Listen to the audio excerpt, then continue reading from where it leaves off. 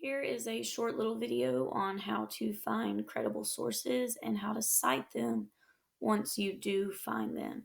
So we need to start out with knowing what actually is a credible source. So if you are in English 3, one of your sources can be from the internet itself. If you're in English 4, two of your sources actually can be from the internet itself.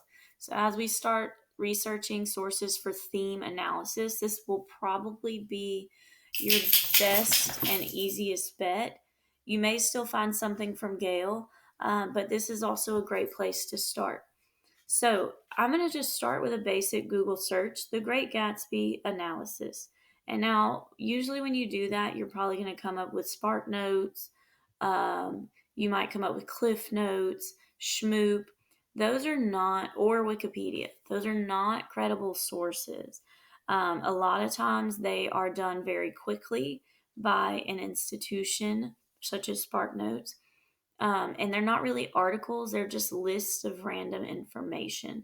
So it would be very difficult to print them out as a credible source for just theme analysis. But I did find a good source here, Britannica. This is the Encyclopedia Britannica. So if I click on that and it opens a page like this, it has a title, it has an author right here. If I click on See Article History, it's going to show me that this was edited by somebody. This is revised by somebody. It has a date on when it was posted. So this is a credible source that we may use. Now you may say, okay, well, now that I find a source, how am I going to cite it? Well, a good thing about most of these articles, somewhere around them, they have this little button that says Cite. And you make sure it's on MLA and then you just copy the citation. So this one is so nice and does it for you. However, let's pretend it didn't do it for us. How are we going to figure out how to cite this source?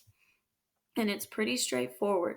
If you go to Purdue OWL, and I'll start from the home page, that way you know. So you just literally Google, I'll even Google it for you.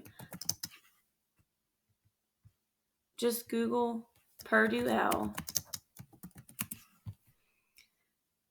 And when you Google Purdue OWL, you can just click on MLA formatting and style guide. Make sure you're on MLA, not APA or Chicago. When you get to the MLA formatting and style guide, you will see where it says Works Cited page, and we want to click on electronic sources.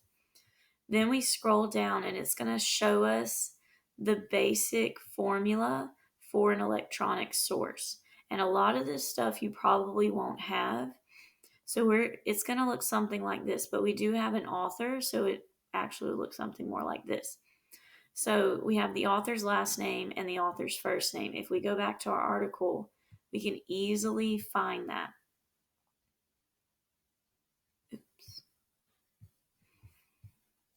We can easily find the author's last name and the author's first name.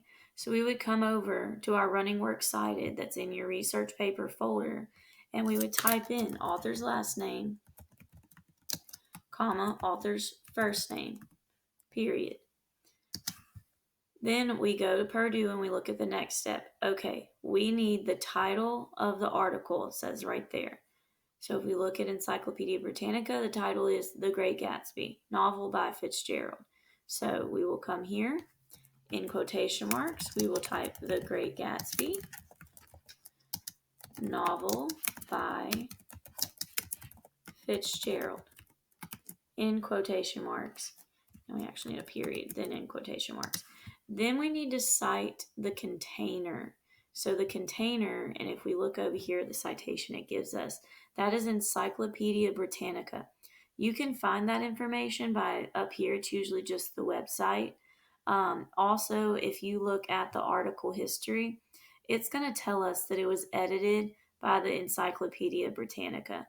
So we're going to make sure when we type that, it is italicized, because that's technically like the title of what it is.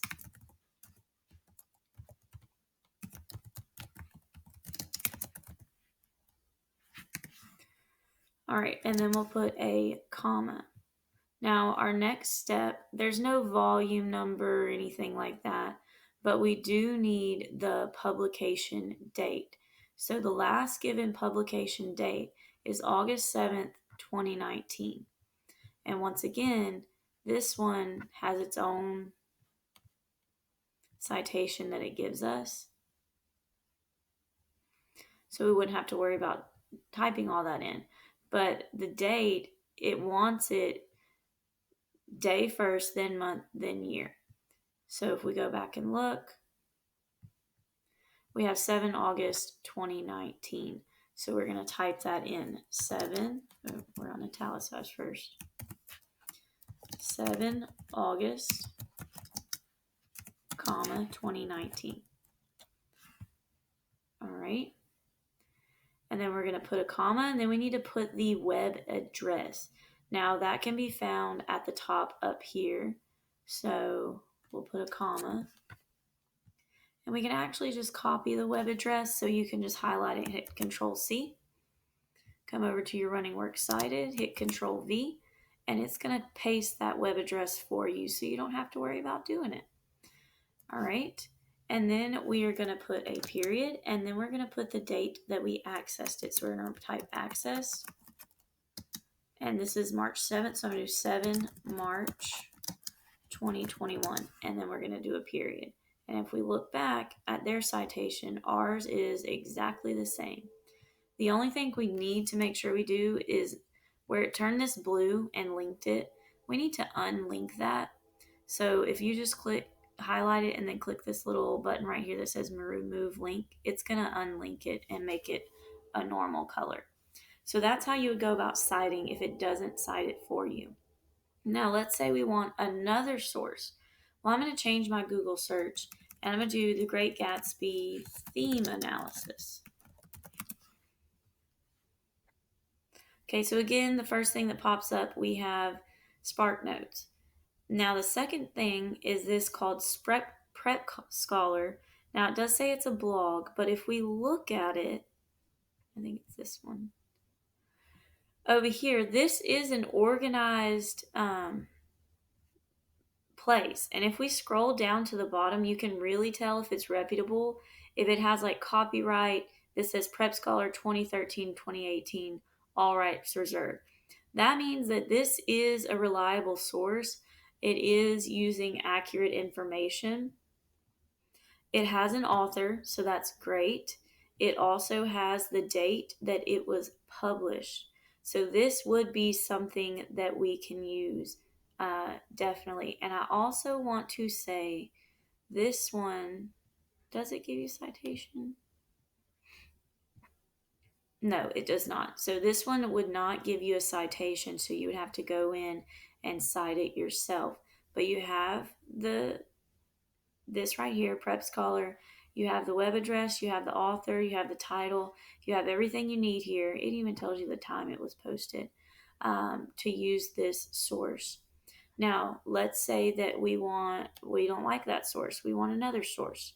So let's go to a different source. And I found this one, ThoughtCo. Now, I'm skipping all over these. These are eNotes, GradeSaver. Those are not reputable sources that you can use in your essay.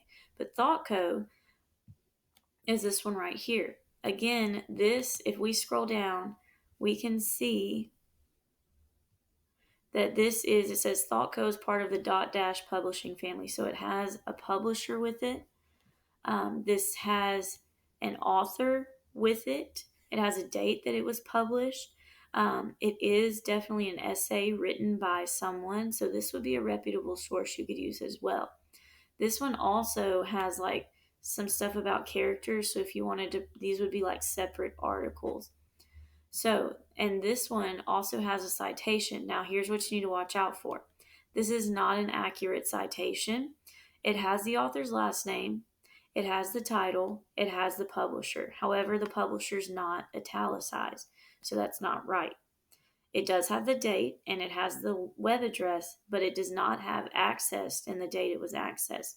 So you need to watch out for that too, that you are getting up-to-date MLA citations. So we do need to make sure that we're paying attention to that. So that's it. You are free to use sources like this. You just need to make sure they are reputable sources. If it's some random blog by some random person and there's no publisher, then it is not a reputable source. So just keep that in mind. There's a lot of people out there on the internet that randomly write blogs about random stuff, and it's just them. So there's no one checking their work behind them. Their work is not hanging on a certain company and what they stand for. So if there's no publisher, it is definitely something you cannot use. And again, we're not using Wikipedia or Spark Notes or Schmoop or Cliff Notes or anything like